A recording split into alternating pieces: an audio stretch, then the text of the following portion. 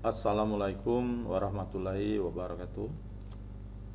Ketemu lagi kita pada hari ini, yaitu mata kuliah Hukum Tata Negara.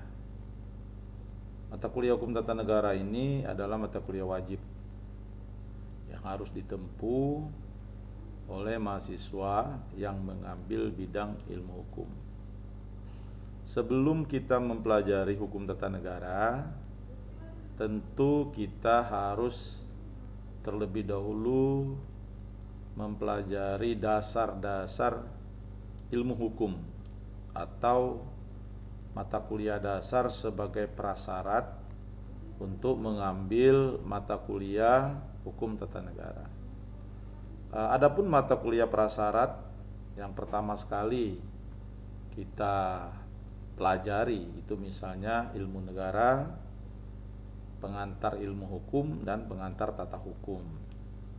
Kenapa kita harus mempelajari mata kuliah prasyarat ini? Supaya kita akan lebih cepat memahami dan mengerti apa ruang lingkup yang menjadi objek kajian terhadap hukum tata negara itu.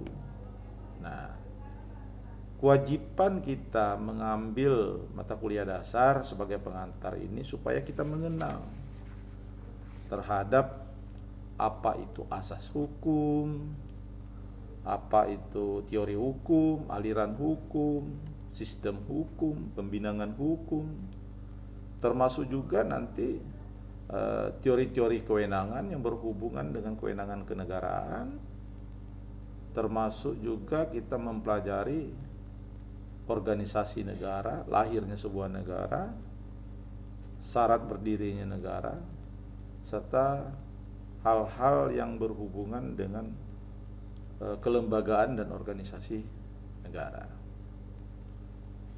Hukum tata negara ini kalau kita melihat dari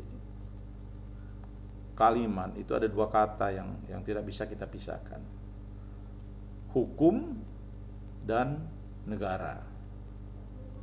Tentu mempunyai arti yang berbeda, kecuali kalau kita menyatukan apa itu hukum tata negara. Tentu artinya merupakan satu kesatuan aturan yang mengatur hubungan lembaga negara dengan lembaga negara dengan masyarakat dalam bentuk kepentingan hubungan publik. Itu kalau kita melihat satu kesatuannya. Tapi kalau kita berbicara secara terpisah tentu berbeda. Apa itu hukum dan apa itu negara? Nah, hukum ini banyak diistilahkan. Ada yang mengartikan dia sebagai re atau law.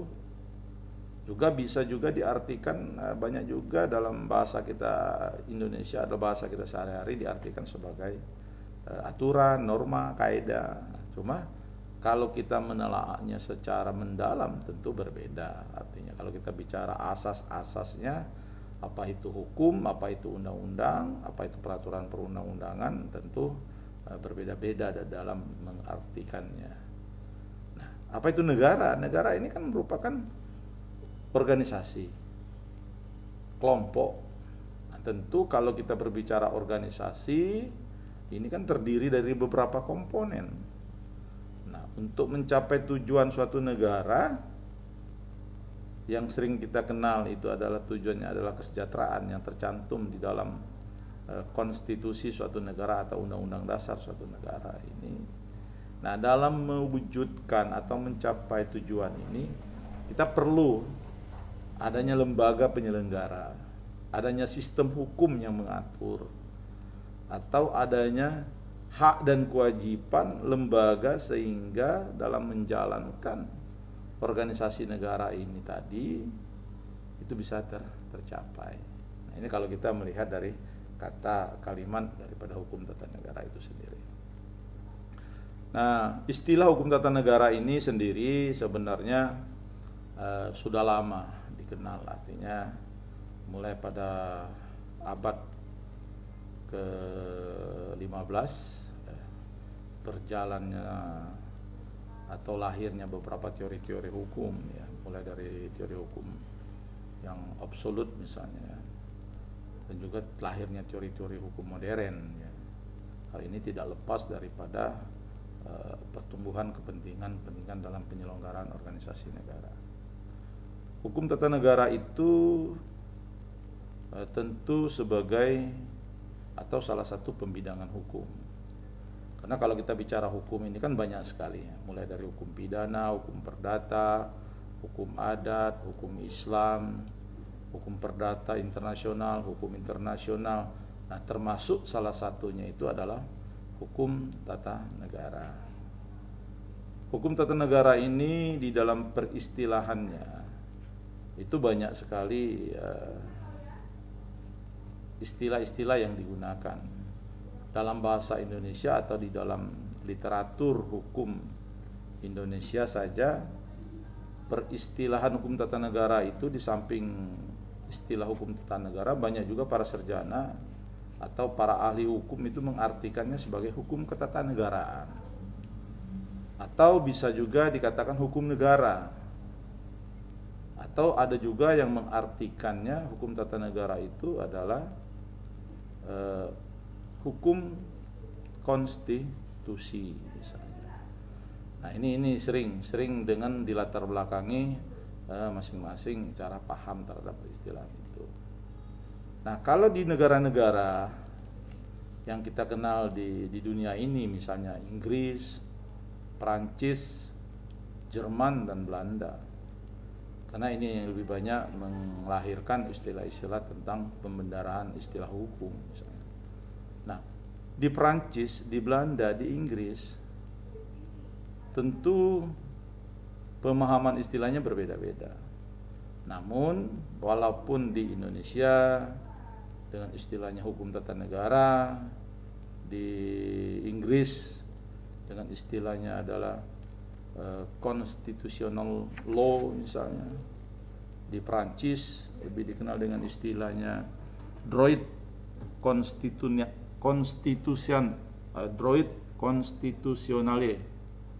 itu di Prancis misalnya. Sudah itu Jerman misalnya Verfassung Recht misalnya kan. Termasuk juga kalau di Belanda lebih dikenal dengan istilahnya Stadrecht gitu. Nah, ini tentu dalam memberi pemahaman ini bukan di latar belakang objek kajiannya yang berbeda, hanya di latar belakangi dalam konteks pemahaman istilah bahasa saja sebenarnya.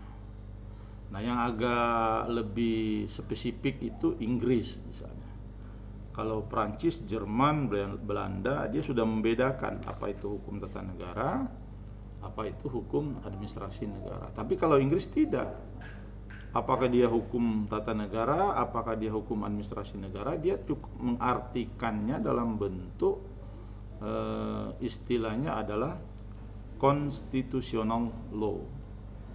Dan dia tidak secara tegas membagikan ya, mana yang menjadi objek ataupun kajian hukum tata negara, mana yang menjadikan objek atau kajian daripada hukum administrasi negara. Tetapi kalau Perancis, dia membedakan secara tegas ya. Memang kalau kita lihat daripada sistem hukum tentu berbeda. Inggris ini yang lebih kita kenal dengan sistem hukum Anglo-Saxon atau common law misalnya kan. Sedangkan Perancis, Jerman, Belanda ini lebih dikenal dengan istilahnya aliran hukum kontinental atau hukum positif atau istilahnya kan. Nah, Perancis ini membedakan antara pengertian hukum tata negara dengan hukum administrasi negara.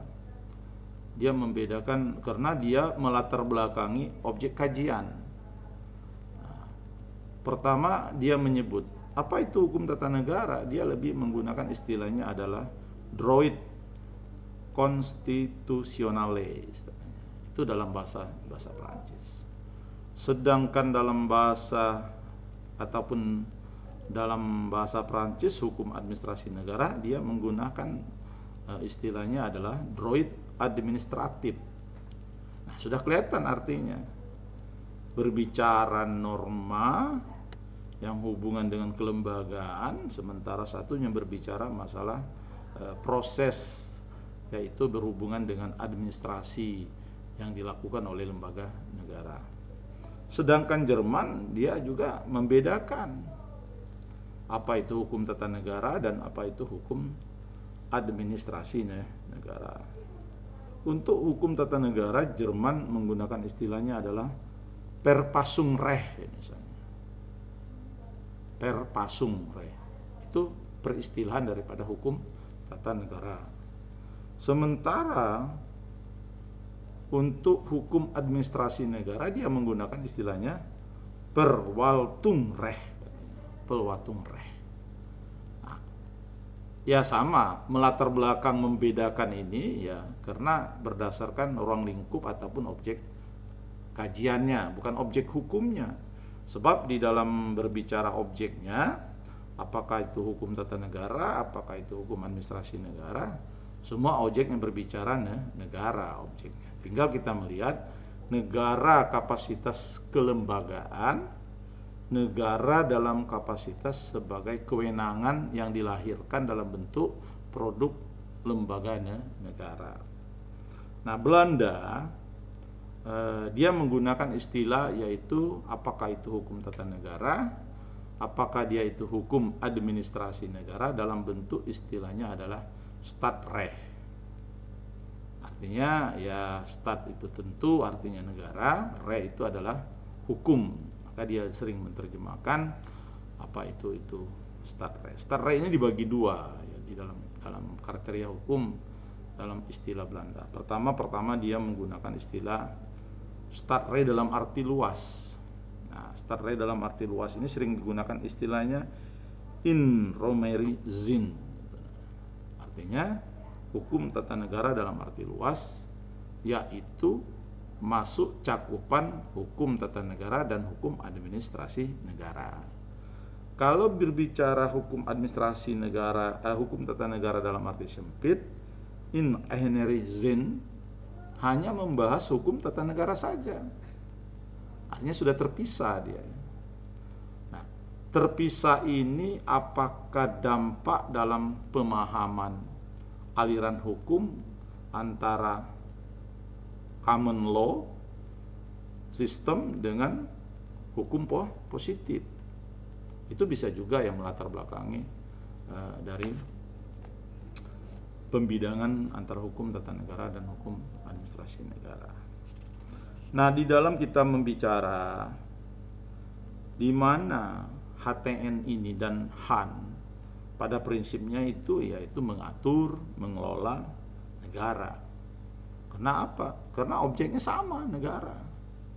Objeknya adalah negara.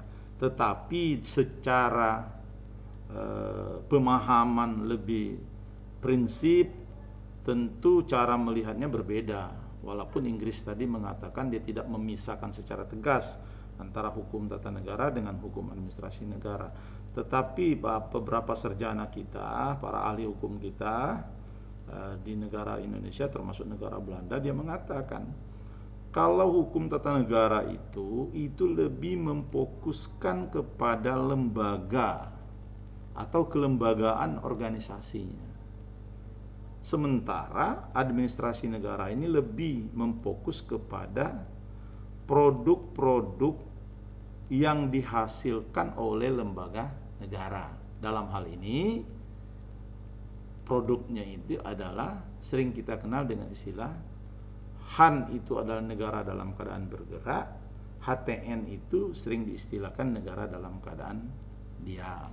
Nah, ini yang sangat prinsip atau yang paling awal kita memahami daripada hukum tata negara. Mungkin ini yang dapat saya sampaikan untuk kuliah perdana kita. Mungkin ke depan atau di waktu lain kita akan bicara nanti bagaimana hubungan hukum tata negara dengan hukum-hukum yang lain, kedudukan hukum tata negara dalam sistem hukum, termasuk juga nanti kita bicara sumber hukum, lembaga negara, pembagian kekuasaan, dan hal-hal lain yang berhubungan dengan ruang lingkup hukum tata negara itu sendiri. Terima kasih. Wassalamualaikum warahmatullahi wabarakatuh. Assalamualaikum warahmatullahi wabarakatuh. Mudah-mudahan kita ketemu yang akan datang membicara lebih lanjut masalah hukum tata